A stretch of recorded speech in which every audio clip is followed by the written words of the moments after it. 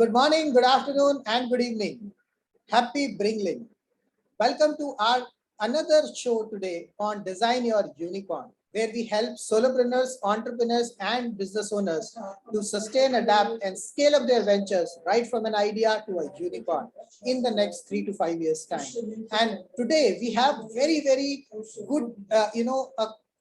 I would say, a founders, co-founders of a company called PitchLab, and it's a very interesting name for me when I saw that, because it's kind of creating a negative image or a confidential I would say a conflicting kind of a situation for people. But yeah, I think they Zineb and Taran, I will definitely talk to them and they will introduce, but I'm sure it is definitely coming from their sales and marketing background, why they started this and why this is becoming so much popular and what is PitchLab all about.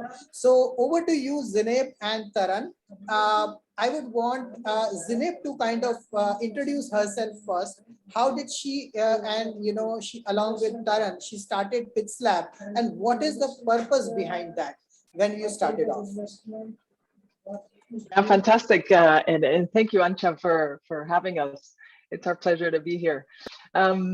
Let me just start with the name. I mean, it has been a fantastic conversation opener. That's, because the name is fun, and it's also, the good kind of pitch slap. There's a lot of people use the pitch slap in a negative way. Generally, it's the pitch that you get right after someone connects with you on LinkedIn.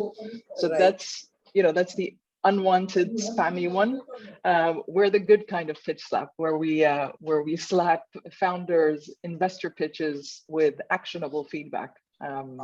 So that's that's very interesting. So tell me something more about yourself, Zineb. What is your background, and how and when did you start working on PitchLab?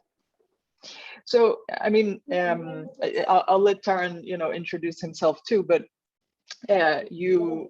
spot on. You said, our backgrounds, him in sales, over 20 years of experience in sales, myself in marketing, got over 13 years of experience. I've also done, sales enablement. I've done my fair share of pitching, mentored founders, so very much involved in the startup community. And we started PitchLab right before COVID hit last year, and we had already thought about it as an online, an online business. So when COVID hit and everything went online, it was just, it actually benefited us, the fact that everyone started going online, right? So yeah, we initially started as a weekly TV show. That was a lot of fun. Every Tuesdays, 7 p.m. We would have 4 founders pitch, and we would have an audience. We had, other founders wanting to learn from fellow founders pitching. We had investors. We had key people from the startup ecosystem, and we did that for about 8-9 months, Taran, I think, until we evolved to the model, today's model, which is on demand. So, on-demand pitch reviews for tech founders who are actively pitching for investment. We have pitch review sessions live. Generally, they're live, 30 minutes. We have our basic, the one we started out with, which is the basic one. Then we offered a much longer one, 120-minute review. And we also do one that is not live, which is a pitch teardown. So that's when we, send us your video pitch of you delivering it with your deck, and we tear it down. Wow. So I think before I ask further questions, I would like to request Taran to kind of introduce about himself and how did he started working, on this concept of PitchLab. Hi there. Thanks for having us on. So I have a 20+ year background in sales and sales leadership within the telecommunications space. I've been in the sales mindset and entrepreneurial space since small boy, as my father was an entrepreneur. And back in 2015, I sort of left the corporate world and started in a journey which started with the writing of a book all about sales mindset and success. Through my entrepreneurial journey, I met Zineb, and we both had our respective practices in sales and marketing. And it was when we were reflecting upon what we saw as common pitfalls and mistakes that some of our clients were making, we kind of stumbled on this idea that this is an area that we can actually add some value, because we were bringing a very particular perspective to the art of pitch creation and pitch delivery, because we were using the lens of sales and marketing to frame how that went. And as Zineb said, we turned it into a TV show, and we had a lot of fun with that. And the successes we had people coming in from 33 countries, I think it was, Zineb. And it just reflected the appreciation and the demand for it. So we went from strength to strength on that front, really. Wow. So what you're saying, Taran, is that so where are you based? Both of you, where are you based right now? I think, and what all countries founders are currently approaching you for getting a slap on their pitches? Sure. We're both in, well, we both reside in Barcelona. I'm actually in London on business at the moment, but Spain is home. But countries, well, all over the world, as I say, we've had all over Asia, North America, Africa. I mean, every continent bar Antarctica. Wow. Wow. So what you're saying is, and I think Zineb, this question is to you. I heard that you said that you have actually pivoted your own model, even after having 18, 20 years of experience in sales and marketing, before you actually make it as a commercial model around that. So can you explain a little bit about that journey? How did you start working on that? Were you doing it completely free? And how was the response from the founders? Typically, when free things are considered of no value, right? It's a big whenever people see something coming in as free, they take it for granted. So what was your experience during that period of time?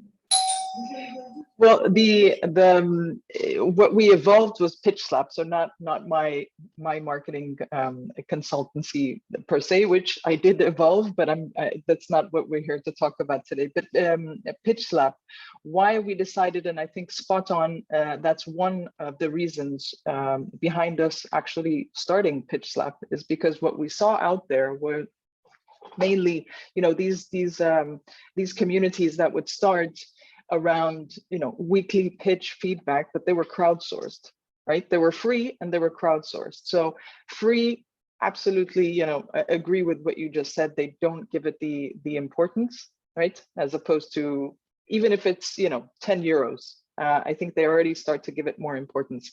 The problem with crowdsourced is,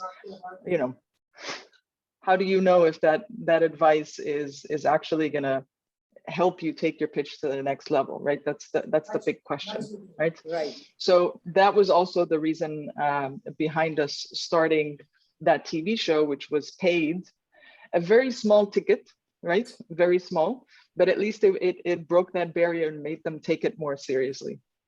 The reasons behind us of switching to the current on-demand model, we've also increased the price, which, we've had, we, as sales and marketing, professionals, we kind of knew this would actually have this effect, but we've gotten overall more business at a much higher price, right? So pricing is also a type of message that you send out.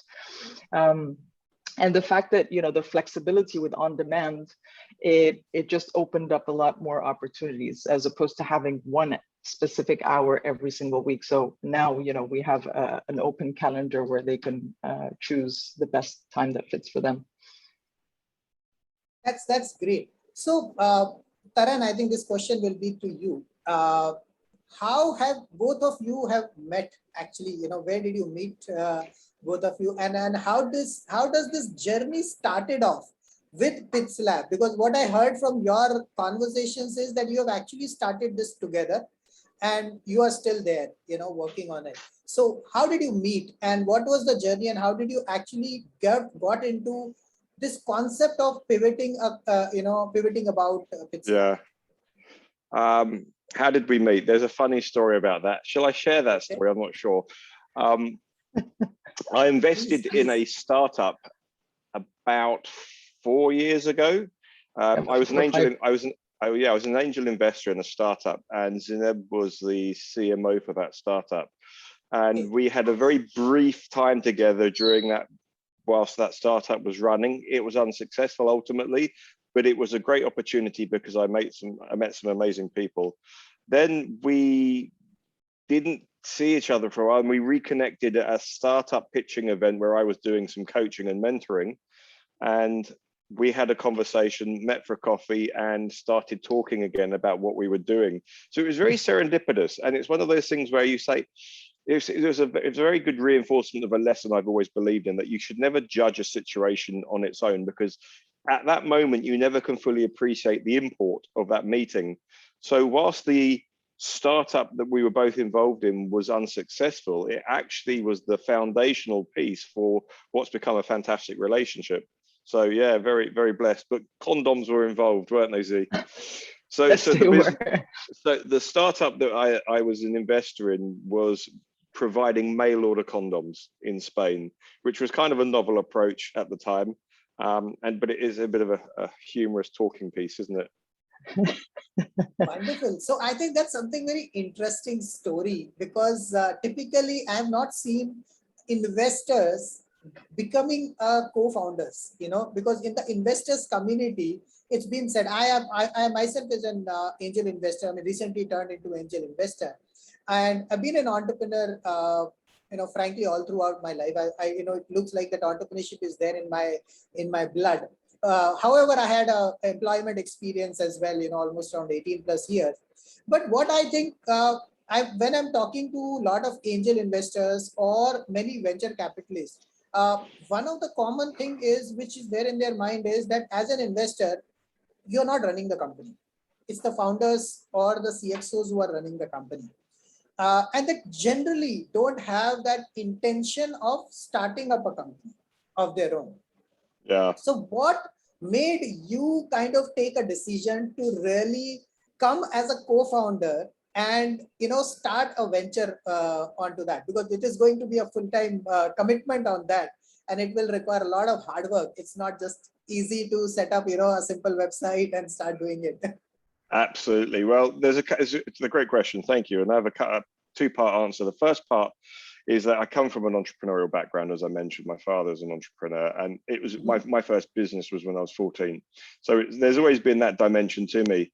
I've been heavily involved in the cryptocurrency scene since early 2015, and I've enjoyed quite a lot of success there, which has allowed me to invest in other things. So I was always curious for angel projects that might actually explode. And speculating with the profits of cryptocurrency investment for me was low risk, because it was kind of free money at the time. But also, to answer your question about the commitment, I have a fantastic business partner that is incredibly deft at doing those things, that like the website, where I have no vision for that. So we have a very good working relationship, because we both bring to the table those elements that a business really needs to be successful. And I think we have a great working dynamic in terms of how we do the pitch flats as well. So I would say what it reflects is, and this wasn't by design, but when you meet the right person to go into business with, it works very, very easily and effortlessly. And I think choosing the co-founder or choosing your senior team is one of the most important things you'll do in a startup, because you have to have a shared vision. And I think from the onset, when we had that conversation about the things that we were seeing in the market, in terms of our own clients, there was such an alignment there. It kind of formed itself as a business idea. And in true style of any entrepreneurship, and we preach this to clients, you must prove the business model. And the TV show for 9 months was that proof. And we did it altruistically. We wanted to give something to the community, which was why there was a very low ticket value. We wanted to see what we might do with it, but ultimately it was about sharing what we'd amassed as insight and knowledge. But when the demand was sufficient, that we said, right, you know what, this is something we can actually create more substantially now. And it spawned a much broader portfolio of offerings to help founders get to where they need to go. Lovely, great. So I think I see a very beautiful relationship coming out of it. And Zineb, this question would be, Zineb, this question will be for you. I've been, during the course of interaction with you, Zineb, you have been very vocal about having Taran on board as well on the interview and having this discussion. And on your website also, when I was seeing, nowhere it's only you. It's all the common vision, the common, both of you are talking and, creating videos, even on your, most of your pitches. I am sure you both are there to really slap them, slap the founders for their pitches. Now, I mean, so what do you want to kind of give an advice to the early stage founders, maybe an individual founder right now, how to identify, or how much time you could spend to get a good co-founder? Because what are the main important aspect which you should be looking at when you work, or maybe trying to think to get a co-founder on your team? Because as Taran said, it's a long-term association, right? It's a very difficult decision for anybody. One mistake done, your entire startup can go wrong. And I know that very well, because I had invested in one startup where eventually I had to literally get into the operations and found that the co-founders we have selected were not very, at par the way we were expecting on that. Eventually turned out to be a loss. But yeah, so what is your experience, Zineb, and what would you like to suggest to early co-founders, maybe a single co-founder especially? This is a great question, and co-founders that are looking to find a co-founder, right? So there, I think I could go on for hours on that subject, but I think I'll just stick to two things. The first one is the importance of story. So storytelling, which is one of the pillars of a pitch, right? What's the story that ties everything together, is also important in your in your day-to-day life, but it's also important to get people on board. So what is that story that you're telling to get that person in front of you excited and want to actually be part of the journey? So that's to be aware of the story that you're telling, work on it intentionally, because the reasons why people will actually join you on this journey, which is not risk-free, right? So they have to be psyched, they have to be pumped, they have to, right, and feel part of it, right? So I think story would be absolutely a big one. And also another one is how do you show what you've already learned so far, right? How do you actually show this to someone? What you've proven, what you've validated, all that information that we see a lot of founders that have a hard time showing what they've learned from the ground, right? It's not about, like, one VC told us one day, it's tell me what Google can't. Tell me something that Google can't, right? And I think it's a great sentence, because you cannot get someone pumped by just looking at a report and saying, okay, the market is huge because Gartner says so, and that's it. No, show me what you've learned from the ground, that you've talked to X number of people, that you've done this, etc. So yeah, I think I could talk for hours about this, but I choose to really share those two things.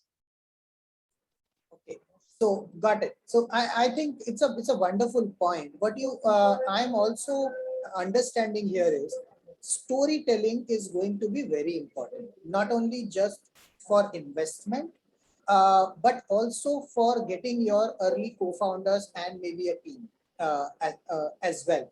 Because both of all the co-founders, I mean 2 or 3 or 4 co-founders, they have to be aligned with that vision, the entire thing what you're looking at.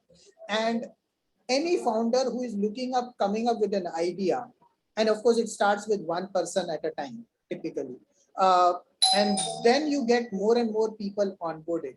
Now, what are the other areas? Because I was looking at your videos at your website, you were also talking about the importance of storytelling in acquiring customers as well. So when you do the pitch slab, do you do it only for investment, or do you also help them in building up a story for different set of people?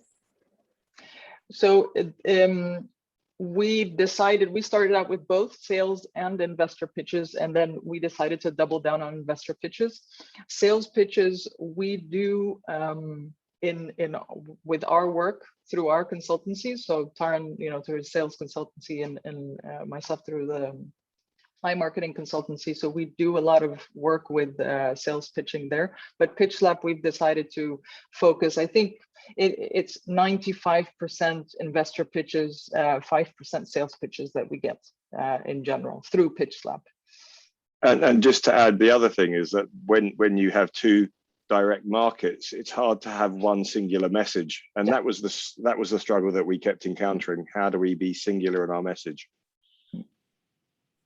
Okay, got it. So I think, see, this is very, very important. And I remember, so we have our content advisor, marketing advisor from France. And I think Zineb, you know him, right? Mish.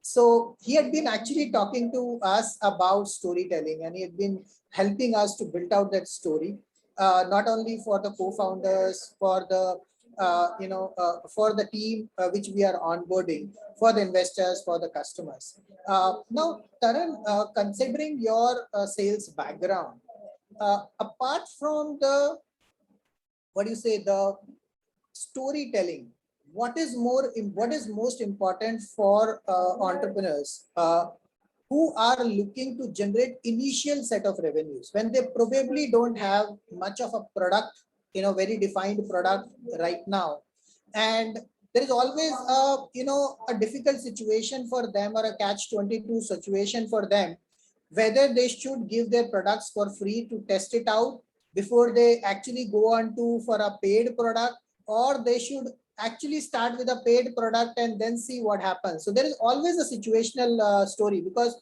if customer pays to you and they may or may not like the product, then there could be a repercussions around that. So whole of your effort goes waste. So there are different ways around which I've been talking to my mentors on sales. So what is your thought on that, for especially for the early stage entrepreneurs? People have recorded hour-long podcasts on that question. It's a fantastic question, and it's one that we tackle quite often. So the answer is probably one part obvious, one part not so obvious. The obvious part is you have to go and engage people. So one of the key points in building an opportunity pipeline is engaging with prospective clients, your ideal clients, knowing who they are. So with that as a given. But I think if you go in with a cold a cold relationship with your service or offering, it's quite hard to build traction from a sales perspective, because you have no credibility quite often. People are going after clients that may be too big for them. One of the ways that I see founders and startups overcoming this is to recognize that your sales activity starts at the moment you start to validate your offering. Because when you go out to the market and validate your hypothesis, when you go and test your understanding that what you do is needed, and to the degree that they'll pay for it, you're talking to your potential clients not as a salesperson. You're talking as someone who's trying to understand. And what you're doing is you're building relationship. Now, we say go and talk to a statistically meaningful number of companies to validate your idea. If you speak to 5 people, I'm not convinced. You speak to 500 people, I'm getting more of a sense that you've done your due diligence and there's an underlying sense that there's need for it. But what happens is if you nurture those conversations whilst you're not being a salesperson, when your product is there or almost there, you have already built a pipeline of companies to engage with on a sales dimension. And you can choose those founders or those companies.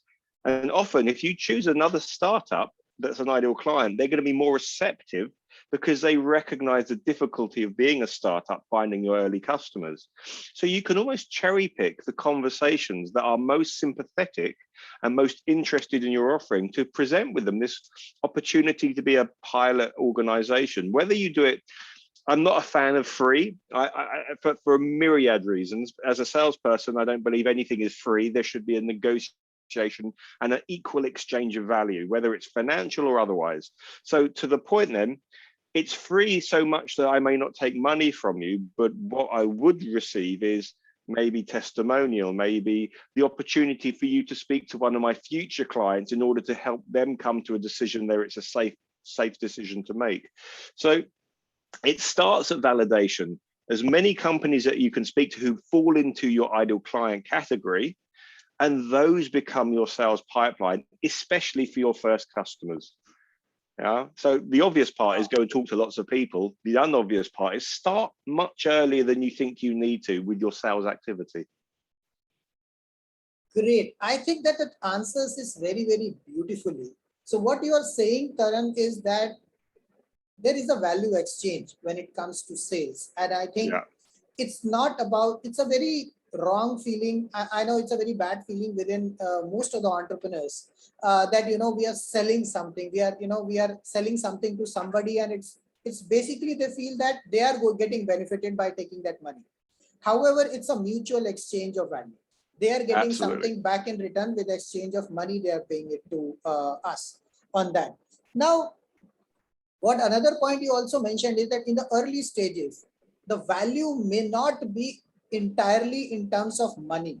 It could be in terms of exchange of a testimonial, exchange of maybe a recommendation or a reference, which it could be there. But as an entrepreneur, that thought process has to be there very clearly, that there is an exchange of value has to be there. See, I mean, I think what you're talking about a little bit of a barter system, which we used to have it in early days. You have rice, I have pulses, we kind of exchange all of that, things like that. But in today's environment, sometimes it becomes very, very difficult to really identify what it is. And when is the right time that you actually start exchanging it with respect to money, not with respect to a collaboration or maybe just with a testimonial or something. So what is that time frame when entrepreneurs can decide that, yes, now there is a time they should ask for money in exchange rather than any other barter system?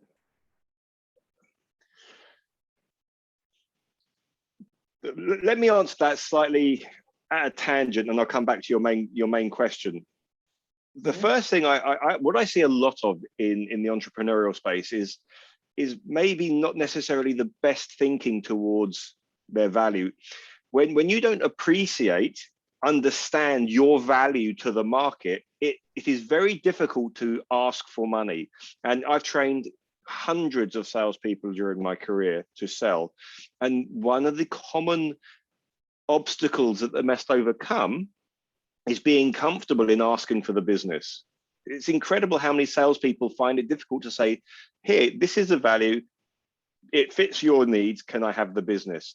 And that in part comes from not fully understanding or appreciating how impactful your offering is on your client.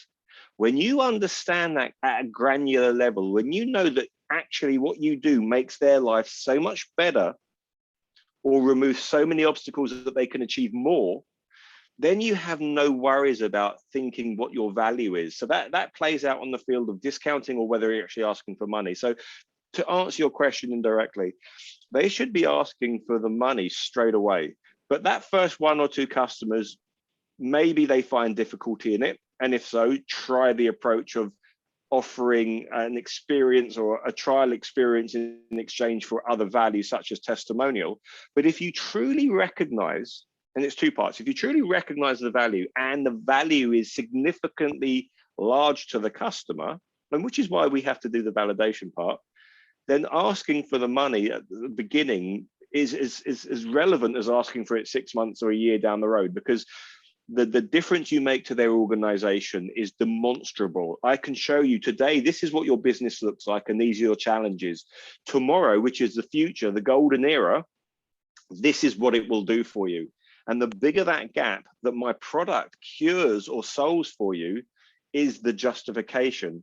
And if you look at it from the sales perspective, if the problem that you're solving has a cost factor that is multiples of your price, then it actually means that your offering is free. Because if you don't solve the problem, you're going to continue to burn money. And if that money is 10 times the cost of my solution, I'm making it free for you. So it's perspective.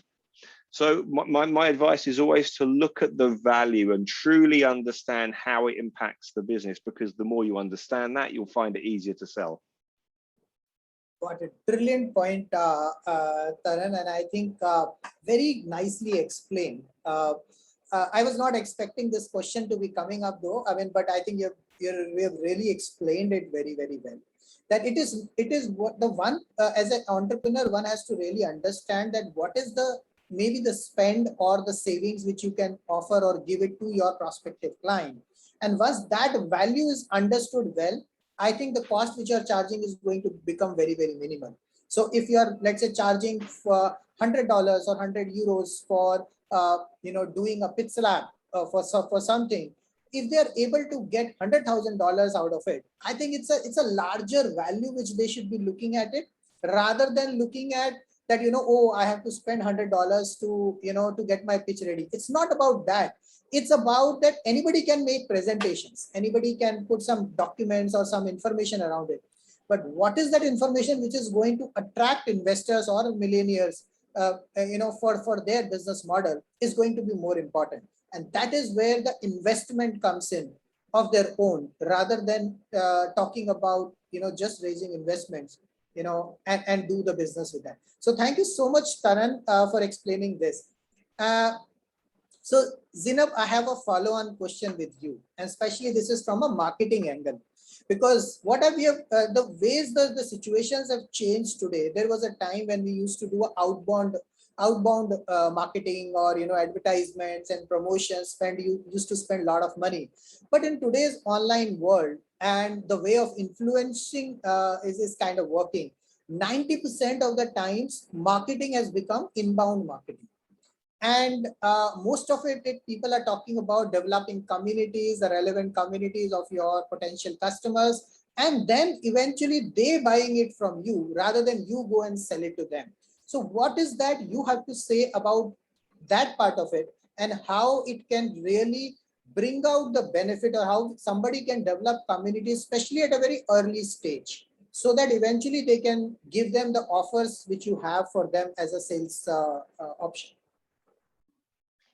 Yeah, I think I'll tie it to yet another great question too. What Taran mentioned before about validation, right? At the very early stage, it's there's a lot of outbound. Again, it depends, of course, on the type of business, but there's a lot of outbound. You're going out there to learn. You have a list of ideal clients, which that list will be refined the more you learn, but you go out there, right? Hey, I'm here. This is what you're going through. This is what I can do, etc. Right? So it's more outbound.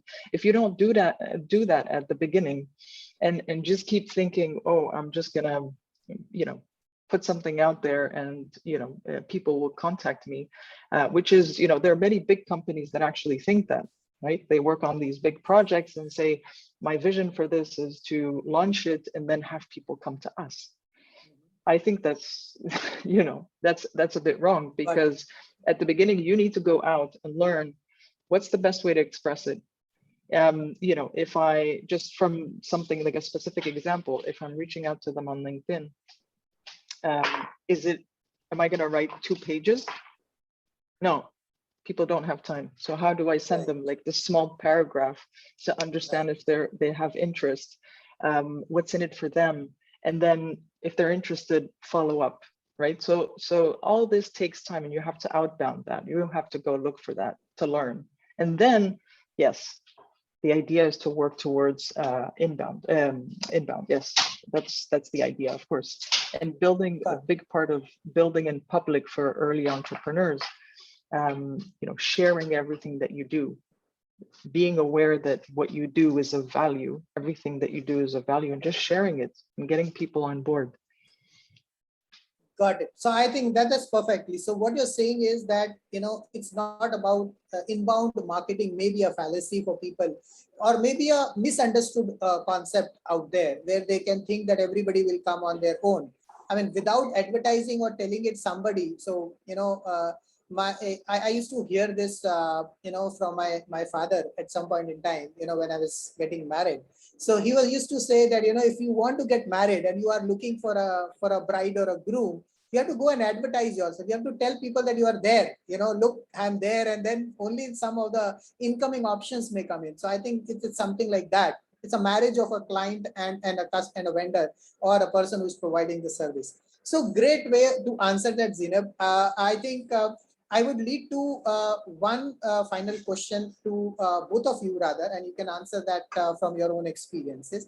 It is specifically to from a pitch slab perspective. So what is an ideal pitch, and what are the components that they should be taking care of it in terms of a pitch, which you could give them maybe 3 or 4 pointers, which they should always remember to be bringing out very uniquely in their pitch decks.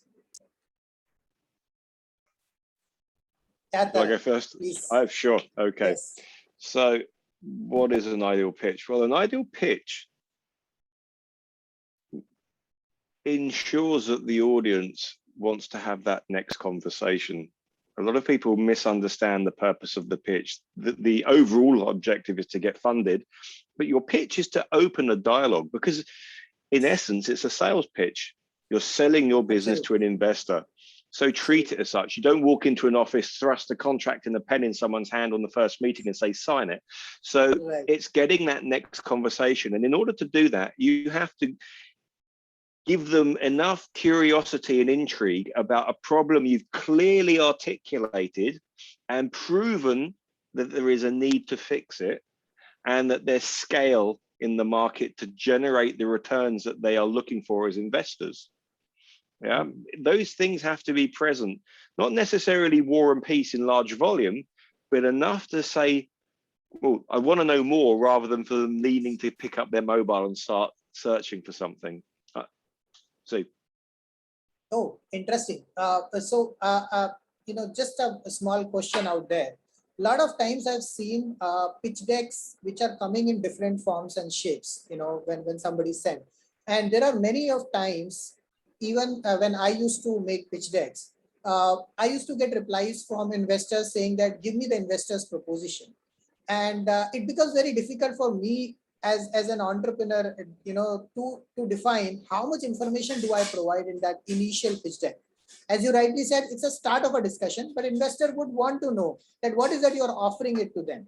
So how, you can keep it very minimum and still not divulging more details, but it is enough for an investor to take a decision that yes, they are interested to move forward.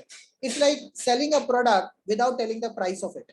There is no point of it, because I don't know whether I will like that product, but I may not be able to afford it. So what do you suggest for from that perspective to the entrepreneurs? I think I'll share, we share a lot. We read a blog post by BenchC's CEO. He wrote one on well, how to actually build the pitch, right, at a more macro level, what's behind it. So he went through a very long but successful fundraising journey, and he shared that with everyone. And I thought it was really interesting. So we always ask founders to just zoom out for a second, right? Forget the little nitty-gritty in every single slide, just zoom out. What are you trying to do? As Taran said, you're trying to get that next conversation. Fantastic. What needs to be, how can we build the pitch from a macro level? And the article, the post, suggests it should answer 3 main questions, right? Why should he or she care, the investor, right? Why should he or she believe? And why should he or she join, right? So when you talk about the first question, which is why should he or she care, that's where you talk about the problem. And Taran mentioned this. The problem is one of the most important parts of your pitch. How well can you talk about the problem in a way that doesn't come off as, a Gartner report, I'm using Gartner again, but any report, no, how well can you talk about it so that they care about it, right? Even people that are not familiar with that problem. Then the other is, how do you back that up to make them actually believe you? That's where you talk about the why now. You know, any type of validation that you've done, the traction, and the team. Why are you the best team to drive this forward, etc. And then last but not least is, why should I join? So that's, you know, how much is your ask? What are you planning on doing with this? What's your sales pipeline, right? Does that make sense to me as an investor? Got it. So I think you have covered it into 3 steps, 3 major areas out there. So first is the idea. What is the idea of the problem and how you're solving that? The second is the team, how great as a team you are in. And if let's say you are a single founder, what are you planning to develop that team? Maybe that could be one of the question out there or answer out there. And third is, what is the ask and what is the benefit to them? What is that they are going to get, how you are going to utilize the funds, and how you are going to make money for the investors. Am I right in my understanding? Well, it's much more than the idea. It starts first with what's the problem, right? So the solution, of course, comes after, but what are you working on to get them pumped and excited about that? How big is it? Is it recurring? If I don't do anything, am I going to get $1 million fine, right? So how badly does this need to be fixed? Then why should they believe you? The team is absolutely an important thing, and it's one of, you know, especially with early stage rounds, that is something that investors look at. But there is, you know, what have you learned from the ground? What have you validated?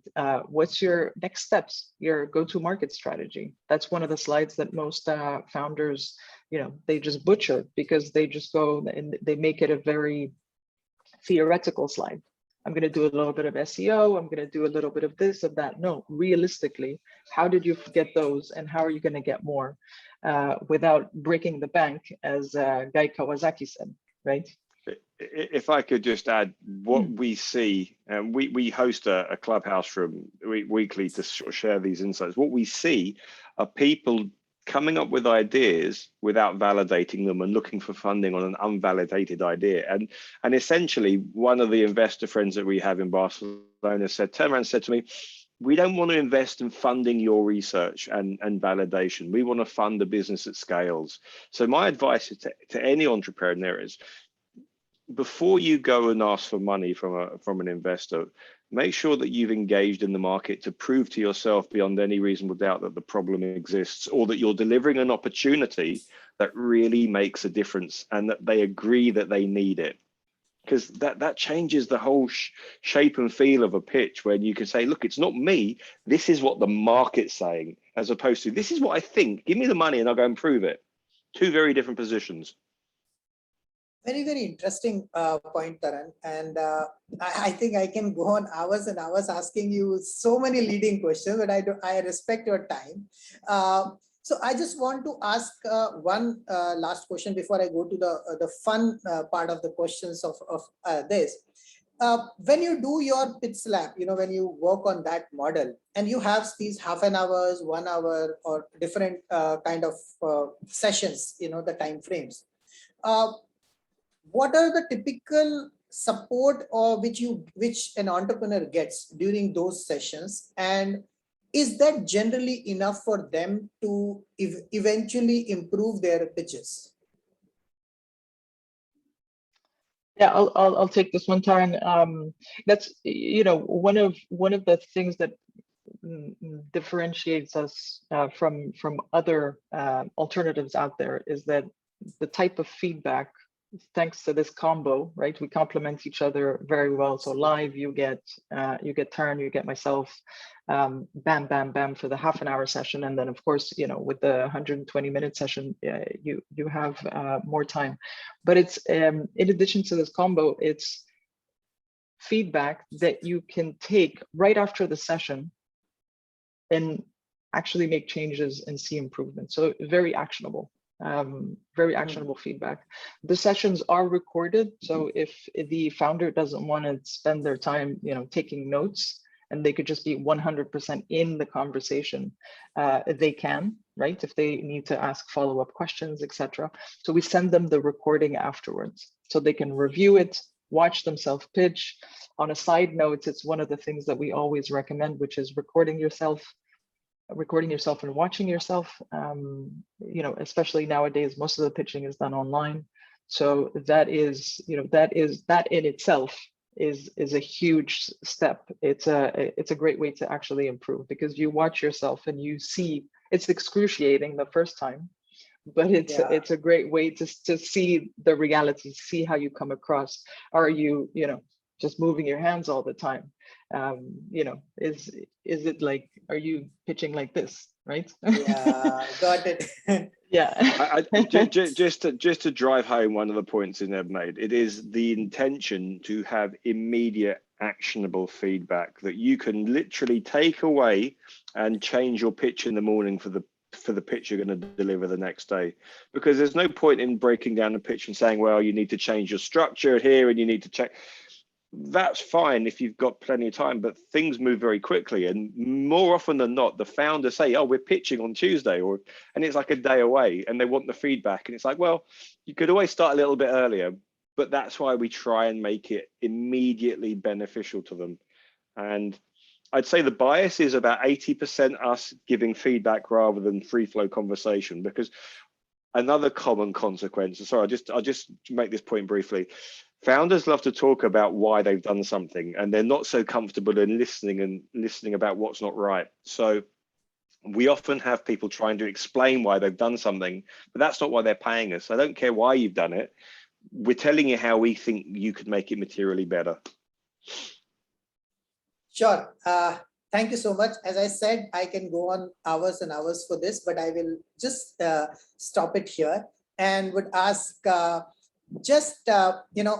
question to both of you. So I think you should answer this individually, leaving apart for both of you. So the question goes something like that: if you would like to have a dinner date with 3 people, dead or alive, who are those and why? Now, Zineb, would you want to take that first? And you can't say Taran. You don't have an option to say Taran as one of your person. You're already probably have had multiple interactions with him. 3 people. So the first one that comes to mind is Renee Brown. I think the second one, absolutely Steve Jobs. And I'm not a big Tesla fan, but I would love to just sit down with Elon Musk and wow. Yeah. And why do you think that you have chosen these 3 people? I mean, one pointer. In terms of what, I'm not necessarily because I agree with everything, but I think in everything there's learning in everything, and what they've actually achieved is there are some learnings there for me. Those are all 3 visionaries. I think they're very great visions. So great. I think, thank you so much, Zineb, for this. Thank you. Taran, what about you? Who are those 3 people? Tough. There's so many wonderful people that I could imagine it happening with. But I also share, I have a bit of a fanboy for Elon Musk, because I think he is a visionary of our time. So Elon Musk, Nikola Tesla, I think another visionary, vastly underappreciated in his impact in the technological advancement of our society. And thirdly, Eckhart Tolle, because I think if you are, as to why, everything is about vibration and frequency, and you have the spiritual dimension and you have the innovation and technological dimension. And I think it would be a beautiful marriage. Wow. Lovely conversation. And I think this is going to be one of my favorite interviews because I've really learned a lot on sales and marketing myself. And Zineb and Taran, please don't be surprised if I myself will register for your pitches at one point in time. I'm very, very excited to really explore that and getting that slap on my face, for my own pitches. Would love to do that session with both of you.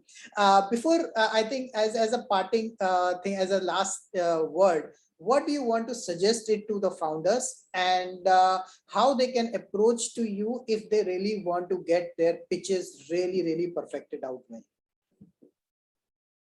Well, of course, you can find us on our website, pitchslap.live. And equally, both of us are available on LinkedIn to be connected with and engage. Z, do you want to offer the last closing thoughts on advice? I mean, if it's, we do a lot of work with incubators, accelerators, entrepreneurship academies in general. So, we're also, feel free to reach out if this is something that's interesting for master classes on pitching, delivery, mindset. It's one of the new ones also, thanks to Taran's background. So yeah, absolutely. Always happy to chat. LinkedIn, if I'm online, I'm on LinkedIn. So feel free to reach out. Great. So Zineb, and I think, and Taran, we are starting up an incubator come accelerator program with our Design Your Unicorn methodology. So I've been building up the pieces of 4 areas, 7 pillars, and 105 factors, which can make or break the business. In the last 2 years, I've been doing this research. It's kind of have components right from the value proposition to sales and marketing to operational excellence, technology, automation, and even your finance, legal, and investments part of it. More at a documentation or as a process part of it, and what are the metrics you can take care of it. What I would really want to know, and probably have a separate discussion on that, how we could engage better and support the Indian entrepreneurs out here. I am currently focusing on India. I see a lot of people are coming in from Africa as well to us. We will see if we can build up that ecosystem as well. But I would really want to have a separate conversation that how we could engage both of you in Design Your Unicorn methodology in our mentoring program, so that it can benefit so many entrepreneurs out there. India is coming up, it is already the 3rd largest startup community across the globe, and we are growing very, very fast. So the way, there was an American dream came live at some point in time. I have a dream to transform India to a self-sustainable $5 trillion economy. And I think the businesses and the small small businesses and the startups are the only ways by which we can really generate so much of an employment in the country if they become sustainable, investable, and profitable.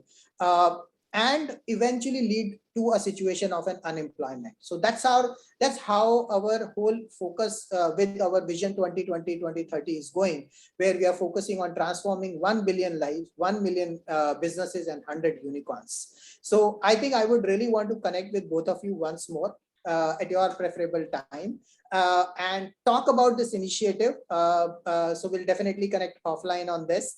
I'll share my number and details with both of you. We can then take it up forward from there.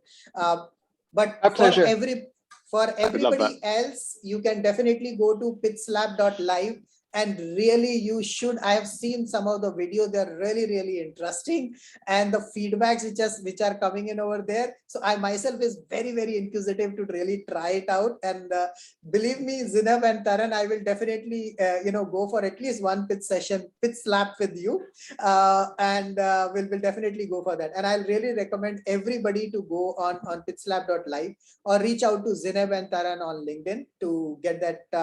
Your pitch deck has to be really, really strong when you start off. And I think that is the first document which every entrepreneur should make when they start their business. So thank you so much, Zineb and Taran, and namaste in our Indian terms, and thank you so much for sparing that time with us. Lovely chatting up with you.